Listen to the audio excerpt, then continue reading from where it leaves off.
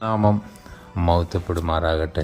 ദൈവം നമുക്ക് തന്നിരിക്കുന്ന നമ്മുടെ കുടുംബം ഏറ്റവും അനുഗ്രഹിക്കപ്പെടണമെന്നാണ് നമ്മളെല്ലാവരും ആഗ്രഹിക്കുന്നതും പ്രാർത്ഥിക്കുന്നതും.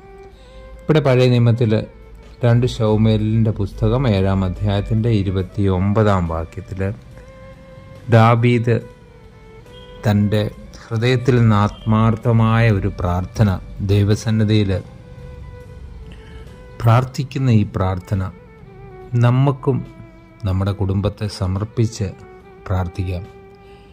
അത് ഇപ്രകാരമാണ്: ആകയാൽ അടിയൻ്റെ ഗ്രഹം തിരുമുമ്പിൽ എന്നേക്കും ഇരിക്കേണ്ടതിന് പ്രസാദം തോന്നി അനുഗ്രഹിക്കണമേ.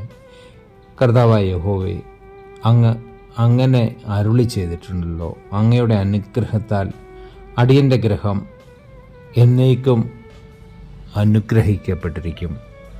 കർത്താവിൽ പ്രിയരെ, ദൈവം തൻ്റെ ദൃഷ്ടിയിൽ നമ്മുടെ കുടുംബത്തെ വെച്ചിട്ടുണ്ടെങ്കിൽ അതിൽ പ്രകാരം സന്തോഷമുള്ള മറ്റൊരു കാര്യവുമില്ല. അതിനുവേണ്ടി നമുക്ക് നിരന്തരം താഴ്മയോട് നമ്മുടെ കുടുംബത്തെ സമർപ്പിച്ച് പ്രാർത്ഥിക്കാം. കർത്താവ് നമ്മുടെ കുടുംബത്തെ അനുഗ്രഹിക്കുമ്പോൾ ആത്യന്തികമായിട്ട് നമ്മുടെ ഓരോരുത്തരുടെയും വിശുദ്ധീകരണവും ആഗ്രഹിക്കുന്നു. ചെറിയ മുറിവുകളും വേദനകളും പ്രയാസങ്ങളുമൊക്കെയും ഇന്ന് അനുഭവിക്കുന്നുണ്ടെങ്കിൽ അത് വിശുദ്ധമായ ഒരു ജീവിതത്തിലേക്ക് നമ്മളെയും നമ്മുടെ കുടുംബത്തെയും കർത്താവ് ആക്കുന്നതിൻ്റെ ഭാഗമാണ് എന്ന് വിശ്വസിക്കുക. തീർച്ചയായിട്ടും ദൈവത്തിൻ്റെ അനുഗ്രഹം നമ്മുടെ ഭവനത്തിൻ്റെ മേലുണ്ടായിരിക്കും. നമ്മുടെ തലമുറ അനുഗ്രഹിക്കപ്പെടും. ഈ വചനത്താൽ ദൈവം നമ്മെ അനുഗ്രഹിക്കട്ടെ. ആമേൻ.